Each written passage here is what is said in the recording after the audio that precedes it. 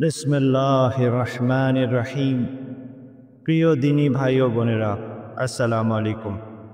প্রখ্যাত শায়ের জনাব আল্লামা ইকবাল বলেন, দিল সে নিকলি হুই বাত আসর রখতি হ্যায়, পর নহি পর তাকতে পরওয়াজ মগর রখতি হ্যায়। অর্থাৎ মন থেকে বের হওয়া কথাগুলো মানুষের হৃদয়ে লাগে, যদিও সেই কথাগুলোর কোনো ডানা নেই, কিন্তু তা উঠতে পারে। তো আজকে মন থেকে কিছু কথা বলবো, দয়া করে শুনবেন। আমরা সকাল থেকে রাত পর্যন্ত ধনী হওয়ার জন্য ছুটি, কিন্তু সত্যিকার অর্থে ধনী কে তা আমরা জানি না। আল্লাহ রসুলের অনেকগুলো সুন্দর সুন্দর দোয়ার মধ্যে আমার পছন্দের একটি দোয়া হলো, আল্লাহুম্মা ইন্নী আসআলুকাল হুদা ওয়াত তুকা ওয়াল আফাফা ওয়াল গিনা। হে আল্লাহ, আপনি আমাকে দিক নির্দেশনা দান করুন, পরহেজগারি দান করুন, পবিত্রতা দান করুন এবং আমাকে ধনী করুন। আল্লাহ রসুল সরাসরি ধনী হওয়ার জন্যে, গণী হওয়ার জন্যে যে সমস্ত দোয়াগুলো করেছেন, তার মধ্যে এটি সবথেকে বেশি পছন্দনীয় দোয়া আমার কাছে। কিন্তু সমস্যা হলো, আমরা জানি না যে আসলে ধনী কাকে বলে এবং আল্লাহ রসুলই বা এই ধনী হওয়ার বলতে কি বুঝিয়েছেন। মূলত ধনী হলো সেই ব্যক্তি যে কিনা অন্যের উপর নির্ভরশীল নয়, আর দ্বিতীয়ত তার অন্তর পরিতৃপ্ত, তিনিই হলেন সত্যিকারের ধনী। এখন এটি যদি সংজ্ঞা হয়, তাহলে পৃথিবীতে অনেক লোকই আছেন যে কিনা তার কামাইয়ের উপর নির্ভরশীল এবং তিনি তার কামাই দিয়েই তার পরিবারকে সুন্দরভাবে পরিচালনা করতে পারেন, কারো কাছে ঋণ করতে হয় না। তাহলে তিনি কি ধনী? নিশ্চয়ই। কিন্তু অনেকে বলবেন যারা অনেক টাকার মালিক তারাই মূলত ধনী। তো আজকে আপনাদেরকে আমি কিছু ঘটনা বলবো, যা শুনলে আপনি বুঝতে পারবেন যে আসলে ধনী কে। আমেরিকাতে প্রতি বছরই এ ধরনের অনেকগুলো লটারি খেলা হয়, যে লটারিতে অনেকে মিলিয়ন মিলিয়ন ডলার রাতারাতি জিতেন। অনেকে ফকির অবস্থায় ঘুমান আর ঘুম থেকে উঠে মিলিয়ন ডলারের মালিক হয়ে যান। এরকম 4টি ঘটনার রেফারেন্স আজকে আমি ডেসক্রিপশনে আপনাদেরকে দিয়ে দেব। প্রথম ঘটনাটি হলো, যিনি অনেক টাকার মালিক হয়েছিলেন, তার প্রেমিকাই তাকে হত্যা করে তার লাশকে গুম করে দেয়। পরবর্তীতে তার লাশ পাওয়া যায় এবং সেই মহিলাকে শাস্তি দেওয়া হয়। দ্বিতীয় ঘটনাটি হলো লন্ডনের। তিনিও রাতারাতি অনেক ধনী হন, কিন্তু 1 বছরের মধ্যে সে নেশাগ্রস্ত হয়ে পথের ফকির হয়ে যান।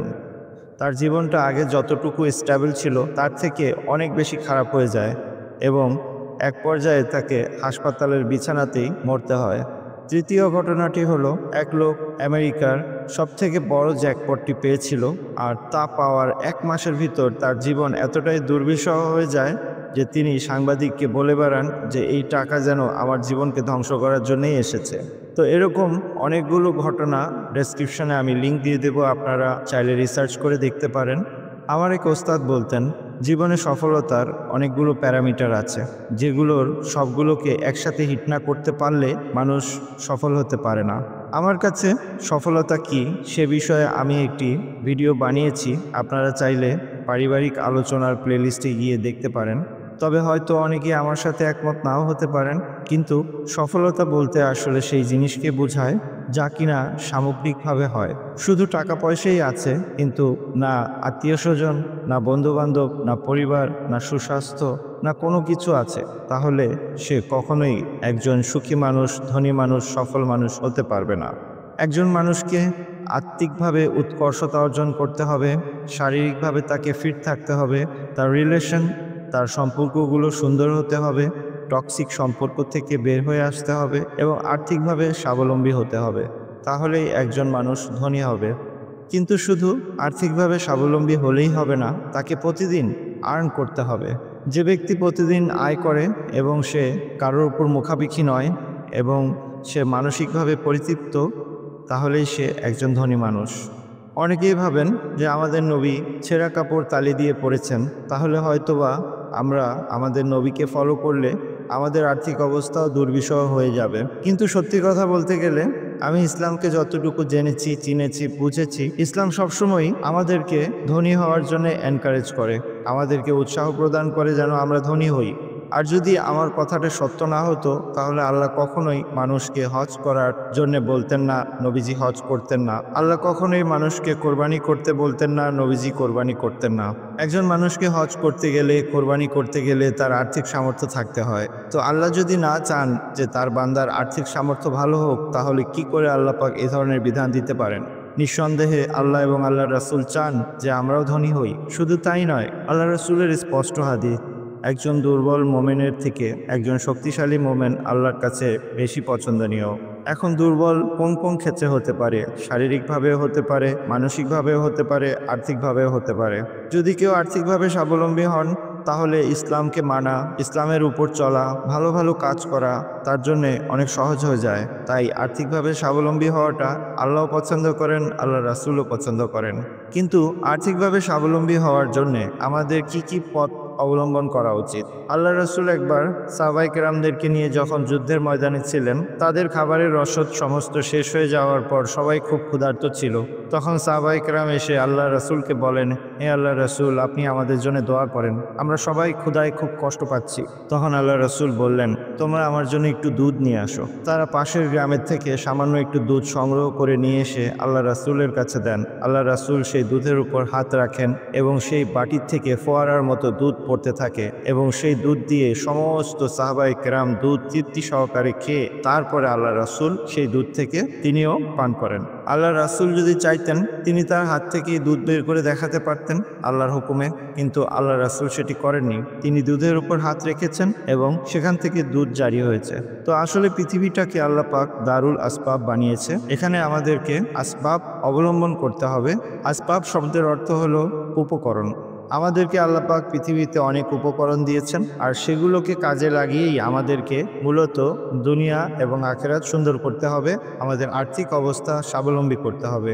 শুধুমাত্র ওজিফা আমলের উপর নির্ভরশীল হয়ে আসবাবকে ত্যাগ করাটা ইসলামের শিক্ষা নয়। আবার শুধুমাত্র আসবাবের উপর নির্ভরশীল হয়ে আল্লাহ এবং আল্লাহ রাসূলকে ওজিফা আমলকে ছেড়ে দেওয়াও ইসলামের শিক্ষা নয়। তাহলে ওজিফা আমল আমাদের কোন ক্ষেত্রে কাজে লাগবে? যেহেতু আমাদেরকে আসবাবই অবলম্বন করতে হবে। সত্যিকার অর্থে পরিশ্রম হলো সবথেকে বড় ইসমে আজম। যদি আপনি পরিশ্রম না করে শুধুমাত্র ওজিফা আমলের উপর নির্ভর করেন, তাহলে সেটি কখনোই কার্যকরী হবে না। কিন্তু আল্লাহ পাক পৃথিবীকে যেই নিজামে বানিয়েছেন, যেই তরতিবে বানিয়েছেন, কেউ যদি শুধুমাত্র দুনিয়াবি জিনিসের উপর কাজ করে, মেহনত করে, তাহলে সে দুনিয়াবি কামিয়াবি হাসিল করতে পারে। কিন্তু একজন মুসলমান সে দুনিয়াবি কামিয়াবি হাসিলের পাশাপাশি আল্লাহকেও রাজি খুশি করা তার জীবনের সবথেকে বড় একটি উদ্দেশ্য।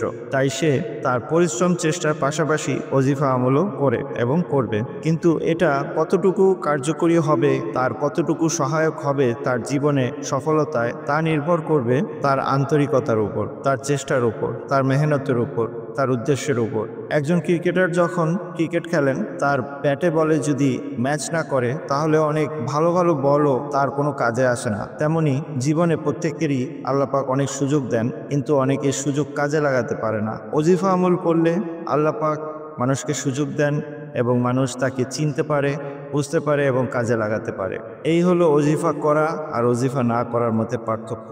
আমরা যদি সফলতাকে 100% হিসেবে ধরি, তার 95% হলো কঠোর পরিশ্রম আর 5% হলো ওজিফা আমল। তবে এই 5% এতটা গুরুত্বপূর্ণ যে আপনার বাকি 95%কে পুরোপুরি প্রভাবিত করে। তাই ওজিফা আমল যতটুকু গুরুত্বপূর্ণ, ঠিক পরিশ্রমও ততটাই গুরুত্বপূর্ণ। জীবনে অনেকের প্রায়োরিটিস অনেক রকম হয়ে থাকে। যেমন অনেকে বিয়ে করার পূর্বে যখন নিজের জন্য যখন বর অথবা স্ত্রী খুঁজেন, তখন অনেকেই সৌন্দর্যকে বেশি প্রাধান্য দেয়, আবার অনেকেই আখলাককে বেশি প্রাধান্য দেয়। সৌন্দর্য হয়তো বেশ কিছুদিন আপনার কাছে ভালো লাগবে, কিন্তু মূলত এই আখলাকটাই থাকবে। আর মানুষ মূলত মানুষের সাথে থাকে না, তার স্বভাবের সাথে থাকে। তো সেই স্বভাবগুলো যদি ভালো না হয়, তাহলে খুব বেশি দিন সেই সুন্দর মানুষটাকেও ভালো লাগবে না। তাই তেমনি সবার জীবনের প্রায়োরিটিস যেমন আলাদা, আমার জীবনের প্রায়োরিটিসও আলাদা। আমার কাছে শুধু টাকা পয়সাই সফলতা না, শুধু টাকা পয়সাই ধনী না, সামগ্রিকভাবে ধনী হওয়াটাই হলো আসল উদ্দেশ্য। যেমন ইংরেজিতে একটি প্রবাদ আছে, one flower doesn't make a garland, এক ফুলে মালা হয় না। তেমনি শুধু টাকা পয়সাই একটা মানুষকে সুন্দর মানুষ করে তুলতে পারে না, একজন সফল মানুষ করে তুলতে পারে না। তার পাশাপাশি আরো অনেক কিছু লাগে যা কিনা তাকে একজন ধনী মানুষ বানায়। আমার যে ওস্তাদ 1 বছরে 15 কোটি রুপি কামিয়েছিলেন, তিনি তার অডিওতে বলেছিলেন যে তার একটা কম্পিউটারের শপ ছিল আর সেখান থেকেই তিনি এত টাকা কামিয়েছেন। আমার ওস্তাদ যে ওজিফা আমলটি করতেন, সেই ওজিফা আমলটির মূল যে বিষয় ছিল সেটা হলো আল্লাহর কাছে ক্ষমা চাওয়া। তো আজকে যদি আমরা এই আমলটি শুরু করি, কিন্তু কোনো দুনিয়াবি আসবাব যদি আমাদের কাছে না থাকে, তাহলে আল্লাহ পাক আমাদেরকে কোন রাস্তায় দান করবেন? আপনি নিজে একটু নিজেকে প্রশ্ন করে দেখুন। আপনার কাছে কোনো উপায় নেই, তাহলে সেই ক্ষেত্রে আপনাকে অন্তত একটি ভিক্ষার থাল নিয়ে হলেও রাস্তায় বসতে হবে, যেন আপনি দেখতে পারেন যে আল্লাহ পাকের এই ওজিফা আমলের দ্বারা কোনো কাজ হয় কিনা। তাহলে আপনি বুঝতে পারবেন যে ওজিফা আমলের ক্ষমতা কতটুকু। যদি পূর্বের থেকে আপনার কোনো আসবাব থেকে থাকে, তাহলে ইনশাআল্লাহ সেই আসবাবের মাধ্যমেই আল্লাহ পাক আপনার রিজিককে প্রশস্ত করে দেবেন। দ্বিতীয় যে শিক্ষাটি ছিল ওই আমলের, সেটি ছিল সকালবেলা ঘুম থেকে উঠে আল্লাহ পাকের কাছে ক্ষমা চাওয়া এবং এটি বলা যে আল্লাহ পাকই সবথেকে উত্তম ক্ষমাকারী। আমার এক ওস্তাদকে একজন সবার সামনে প্রশ্ন করে বসলেন, আপনি তো আস্তাগফারের অনেক অনেক প্রশংসা করেন, আমি গত 3 বছর যাবৎ আস্তাগফার পড়ছি, শুধু যে পড়ছি তা না, পাগলের মতো পড়ছি, এমনকি প্রতিদিন 10,000 15,000 বারও পড়ি, কিন্তু কই আমার আর্থিক অবস্থা তো ভালো হয় না। তখন সে বুজুর্গ কাশফের হালতে চোখ বন্ধ করে জানতে পারলেন উনি মূলত আস্তাগফার মুখ দিয়েই পড়েন, কিন্তু আস্তাগফারের যে বাস্তবতা তা তিনি এখনো বুঝতে পারেননি। আল্লাহর কাছ থেকে ক্ষমা চাইতে হলে, আল্লাহর কাছ থেকে ক্ষমা পেতে হলে আপনাকেও ক্ষমাশীল হতে হবে। তিনি তার আত্মীয় স্বজনের সাথে সম্পর্ক ছিন্ন করেছেন, তিনি কাউকে ক্ষমা করতে পারেন না, তিনি ক্ষমা করা পছন্দ করেন না, এভাবে করেই তার জীবন যাচ্ছে। আজকে আমি মুখ দিয়ে সারাদিন মিষ্টি মিষ্টি মিষ্টি উচ্চারণ করলাম, কিন্তু কখনো মিষ্টি খেয়ে দেখলাম না যে মিষ্টিটা কেমন। আমি আল্লাহর কাছে ক্ষমা চাইছি, কিন্তু আমি কাউকে ক্ষমা করতে পারি না। তাহলে কি আল্লাহ পাক আমাকে ক্ষমা করবেন, আমার উপর দয়া করবেন? প্রশ্নটি আপনাদের জন্যই থেকে গেল। যে কোনো আমল কবুল হওয়ার ক্ষেত্রে একটি মানুষের আত্মিক পবিত্রতা, আত্মিক বিশুদ্ধতা, আত্মিক উন্নয়ন অনেক গুরুত্বপূর্ণ। যেমনটা কিনা পানির বয়লিং পয়েন্ট আছে, যেমন পানি 211 ডিগ্রি ফারেনহাইট পর্যন্ত উত্তপ্ত হতে থাকে, আর 212 ডিগ্রি ফারেনহাইট সামান্য 1 ডিগ্রি পরিবর্তনের ফলে পানির অস্তিত্ব, পানির রূপ, পানির শক্তির পরিবর্তন হয়ে যায়। পানি তখন বয়েল করতে থাকে, বাষ্প হতে থাকে, এবং সে বাষ্প থেকে পৃথিবীর অনেক কাজ হয়, এমনকি মহাকাশে যে রকেট পাঠানো হয় সেই কাজও এই বাষ্প থেকে নেওয়া হয়। তো আজকে সবার বয়েলিং পয়েন্ট কি সেম? সবার বয়েলিং পয়েন্ট সেম না। যখন মানুষ 500 ফিট উপরে যায় তখন পানির বয়েলিং পয়েন্ট হয় 211 ফারেনহাইট। যখন মানুষ 1000 ফিট উচ্চতায় যায় তখন পানির বয়েলিং পয়েন্ট হয় 210 ফারেনহাইট। যখন মানুষ 1500 ফিট উচ্চতায় চলে যায় তখন পানির বয়েলিং পয়েন্ট হয় 209 ফারেনহাইট। তো ঠিক তেমনই প্রত্যেকটা মানুষের বয়েলিং পয়েন্ট আলাদা। যে যেই আধ্যাত্মিক উচ্চতায় আছেন তার জন্যে সেই আমল ততটাই দ্রুত কাজ করে। আমার এক ভাই সেই আমার ওস্তাদের ভিডিও 15 কোটি টাকা 1 বছরে কামাইয়ের ভিডিওতে মন্তব্য করেছেন যে হুজুর তো তাহলে নিশ্চয়ই এখন অনেক ধনী হয়ে যাবেন। আমি সেই সমস্ত ভাইদেরকে উদ্দেশ্য করে বলতে চাই যে আল্লাহ পাক আমাকে অনেক ধনী বানিয়েছেন, নিঃসন্দেহে আমি মানসিকভাবে অনেক পরিতৃপ্ত। আল্লাহ পাক আমাকে যা দিয়েছেন তার জন্যে আমি প্রতিদিন শুকরিয়া করি, প্রতি মুহূর্তে শুকরিয়া করি, আর এটাই আমার জন্যে অনেক বড় একটি প্রাপ্তি। তো যা বলছিলাম, অনেকেই অনেক ওজিফা আমল করেন, কারো দেরিতে কাজ হয়, কারো দ্রুত কাজ হয়, কারো আবার কাজই হয় না। এটা হলো আত্মিক বিশুদ্ধতা, চারিত্রিক উন্নতির উপর। পাশাপাশি ওজিফা আমলের কিছু নিয়ম কানুন আছে, সেগুলো মানার উপর। সেভাবে যদি করা হয় অবশ্যই ওজিফা আমল কাজ করে। কোনো ওজিফা যদি কাজ না করে তাহলে আপনি ওজিফার উপর সন্দেহ না করে নিজের চরিত্রটাকে একটু ভালো করে দেখবেন এবং ওজিফা আমলের যে বেসিক বিষয়গুলো আছে সেগুলো আপনি মানছেন কিনা সেগুলো খেয়াল করে দেখবেন। ইনশাল্লাহ আপনি উত্তর পেয়ে যাবেন। হাজার হাজার মানুষের কাজ হয়, আপনার একা একজন মানুষের কাজ হয় না। আল্লাহ এক, আল্লাহর কালাম এক, আল্লাহ পাকের নীতি এক, তাহলে আপনার সাথে দুই রকম কেন হচ্ছে? এই প্রশ্নের উত্তর আপনার কাছেই আছে, আপনাকে শুধু একটু বুঝতে হবে। যাই হোক, অনেক কথা বলে ফেললাম। আজকে আপনাদের জন্য আল্লাহ পাক যেমনটা কিনা আমার জন্য যথেষ্ট, ঠিক তেমনই একটি আমল আপনাদেরকে দেব, যে আমলটি করলে আল্লাহ পাক আপনাদের জন্য যথেষ্ট হয়ে যাবে। আল্লাহ পাকের কালাম সূরা বাকারার 137 নম্বর আয়াতের শেষের অংশ, ফাসায়াকফিকাহুমুল্লাহু ওয়া হুয়াস সামিউল আলিম। নিশ্চয় আল্লাহ যথেষ্ট, যিনি কিনা সমস্ত কিছু শ্রবণকারী এবং মহাজ্ঞানী। এই আয়াত দিয়ে আজকে আপনাদেরকে দাস্তে গায়েবের একটি বিশেষ আমল আমি আপনাদেরকে দেব, যা 41 দিন করার মধ্যে দিয়ে আপনি আপনার যে কোনো হাজত আল্লাহর থেকে কবুল করিয়ে নিতে পারবেন এবং তা সরাসরি আল্লাহ পাকের তরফ থেকে আপনি পাবেন।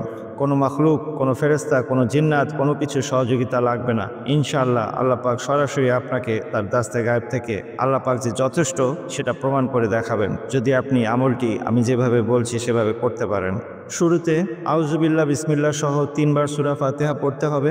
তারপর 41 বার দুরূদ শরীফ, ছোট কিংবা বড় যে কোনো দুরূদ শরীফ পড়তে হবে। তারপরে এই আয়াতটি ফাসায়াকফিকাহুমুল্লাহু ওয়া হুয়াস সামিউল আলিম 170 বার পড়তে হবে। তারপরে আবার 41 বার দুরূদ শরীফ পড়তে হবে এবং তারপর আপনি যেই উদ্দেশ্যে আল্লাহ পাকের কাছে এই আমলটি করছেন সেই উদ্দেশ্যকে আল্লাহ পাকের কাছে বারবার চাইতে হবে। আল্লাহ পাকের কাছে চাইলে আল্লাহ খুব খুশি হন। আপনি চাইবেন, আপনার উদ্দেশ্য যদি নেক হয়, সহি হয়, অবশ্যই আল্লাহ পাক আপনাকে সাহায্য করবেন। ইনশাআল্লাহ 41 দিনের মধ্যে আপনার হাজত পুরো হয়ে যাবে। আমাদের মা ও বোনেরা যে সমস্ত দিনগুলোতে নামাজ পড়তে পারবেন না, সেই সমস্ত দিনগুলো বাদ দিয়ে বাকি দিনগুলো 41 দিন যেন হয় সেটা কাউন্ট করে আপনি করবেন। ইনশাআল্লাহ 41 দিনের মধ্যে আপনার নেক উদ্দেশ্য পুরা হয়ে যাবে। তো আজকে অনেক না বলা কথা বলে ফেললাম। যদি কারোর হৃদয়ে কষ্ট দিয়ে থাকি দয়া করে ক্ষমা করবেন। আমার জন্য দোয়ার দরখাস্ত। আসসালামু আলাইকুম ওয়া রাহমাতুল্লাহি ওয়া বারাকাতুহু।